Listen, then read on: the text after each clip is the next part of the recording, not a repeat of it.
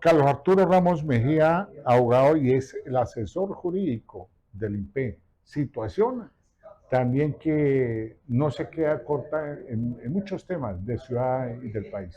Así es, Peñuela, asesor jurídico del sindicato, del IMPEC, sindicato que en los últimos días ha reiterado el plan reglamento territorial carcelario, que se trata justamente del cierre definitivo de los centros de reclusión del departamento norte de Santander, esto es, de la ciudad de Cúcuta, de la ciudad de Pamplona y de la ciudad de Ocaña. Una situación que debe tener las alertas encendidas de la ciudadanía en general, porque por falta de voluntad política de los entes territoriales, esto es, de la alcaldía de San José de Cúcuta, de la alcaldía de Pamplona, de la alcaldía de Ocaña, pues los internos que debieran estar en las cárceles o en penitenciarías hoy están en las estaciones de policía. Para el caso particular de la ciudad de Cúcuta, hoy tenemos 900 internos en las estaciones de policía. 900 internos que le quitan a la policía 100 unidades de policía que deberían estar cuidando los cuadrantes, que deberían estar garantizando la seguridad ciudadana en tiempos como este en el que la seguridad o la inseguridad mejor se ha tomado a la ciudad y que contrario a ello hoy están justamente cuidando, vigilando, custodiando a esos 900 internos. ¿Por qué o a qué se debe? A que la alcaldía de San José de Cúcuta no ha suscrito acuerdos interadministrativos entre el INPEP o con el INPEP mejor para el tratamiento y el manejo de esos reclusos. En consecuencia, el sindicato ha dicho que no permite el ingreso de ningún interno. Y el tema es que la ley obliga a las alcaldías a responder o a mantener a sus propios internos. ¿Cuáles son sus internos? Los que no han sido condenados, los sindicados. De esos son, o esos son los 900 internos que hoy están en los centros de reclusión. El llamado es a la alcaldía para que con urgencia comprenda que esto más allá de un tema que tiene condición humanitaria, porque estos internos no están siendo debidamente atendidos, no están pasando por los procesos de tratamiento penitenciario, no tienen salud, visitas conyugales y demás en esos centros transitorios, pues también está afectando de manera considerable la seguridad ciudadana de los cucuteños. Carlos, pero ¿qué piensa precisamente la administración municipal? ¿Cuál es el pronunciamiento de ellos? ¿Pronunciamiento de los entes de control? Yo creo que falta voluntad política del ente territorial. La alcaldía de San José de Cúcuta, sabiendo que esto o que su omisión al cumplimiento del deber legal iba a ocasionar que la manifestación de protesta por parte de la organización sindical no convino o no firmó los convenios en la vigencia 2022 y tampoco lo ha hecho para esta vigencia. Desde luego que las entidades de control deben actuar. La Procuraduría Regional debería ya estar tomando cartas en el asunto, determinando cuál es la responsabilidad. En días pasados, el mismo sindicato del IMPED denunció por prevaricato por omisión al señor alcalde y a la secretaria de gobierno del municipio en el entendido de que han dejado o han omitido la acción en relación con la obligación constitucional y legal que tienen con los internos sindicados. Carlos, a esto hay que sumarle, aparte de la situación que viven ustedes allá en el centro penitenciario, el personal que está en las estaciones de policía. Justamente, es eso lo que estoy diciendo. Hay 3.400 internos en la cárcel de En la Cúcuta, cárcel. pero en las estaciones hay 900 internos, con una sobrepoblación o un hacinamiento superior al 100%. ¿Y cuál es el personal administrativo? El personal administrativo del IMPEC o el personal Del administrativo, INPEC. el personal administrativo del IMPEC está en la cárcel de Cúcuta, ¿Cuántos son? aproximadamente 50 administrativos y unos 300 miembros del cuerpo de custodia de vigilancia, pero ese personal no influye de ninguna manera en la atención y el tratamiento penitenciario de los internos que hoy están en las estaciones de policía.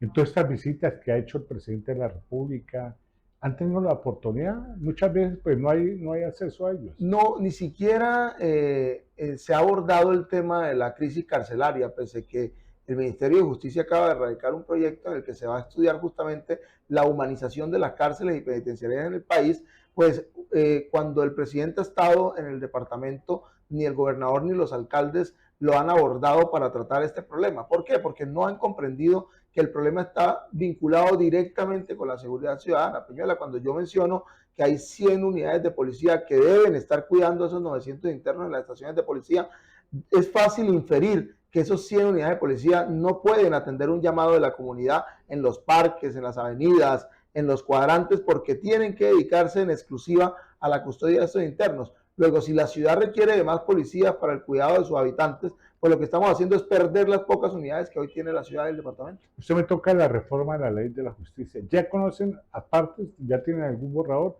¿Qué piensan de la misma reforma? Claro que sí, las organizaciones sindicales del IMPET y los abogados que conocemos un poco el tema de la reforma a la justicia y cómo el populismo punitivo le ha hecho daño al sistema penitenciario y carcelario de este país, saludamos esta reforma. Hay delitos que deben ser eliminados porque tienen un componente moral y no deben ser reprochados desde el punto de vista punitivo, como por ejemplo el incesto. Es un delito que si bien tiene algunos internos en el país, pues no, el componente es estrictamente moral. Es decir, la sociedad no puede penar, no puede sancionar penalmente al infractor de este delito, pues porque finalmente es un acto consentido. Otro hecho es que ese delito se cometiera en menor de edad, pero en ese evento, en ese caso, ya no sería incesto, sino que le sería acoso sexual y que además, o abuso, y que además tiene un agravante si se tratara de un familiar quien accede o quien abusa. En consecuencia, el delito parece innecesario. Y así una cantidad de conductas. Déjenme contarlo, ¿usted es casado? Yo no soy casado. ¿No? Ah, bueno, pero le voy a preguntar, ¿qué piensa de aquellos padres irresponsables que no responden por sus hijos? Claro que sí. Entonces, la reforma está diciendo, bueno, eliminemos el delito por inasistencia alimentaria. Y entonces la sociedad debe reflexionar. ¿Para qué tenemos a un padre irresponsable en la cárcel? Si no pagaba cuando estaba afuera, ¿será que estando en la cárcel va a pagar? La sociedad debe encontrar otras formas de sancionar a este padre irresponsable. Por ejemplo, puede haber sanciones de tipo financieras, bloqueos en los bancos, acceso al servicio público. Luego podrá el Estado negarle la posibilidad de trabajar con el Estado, más sí con los privados, no salir del país, entre otras múltiples variables. Pero sancionarlo o imponiéndole la pena lo que hace es ocasionar un gasto de parte del patrimonio público. Hay que recordar, cada interno año le vale al país más de 20 millones de pesos. Entonces ese padre irresponsable, además de ser irresponsable, pierde la posibilidad de trabajar algún día para pagar la alimentación de sus hijos, pero además la sociedad colombiana debe mantenerlo al interior del centro de reclusión, con las cárceles en las condiciones que están, totalmente hacinadas. Hay que recordar esa máxima de los pasillos que dicen que las cárceles no rehabilitan o resocializan a nadie, sino que son escuelas del delito, y es justamente por la condición en que se encuentran.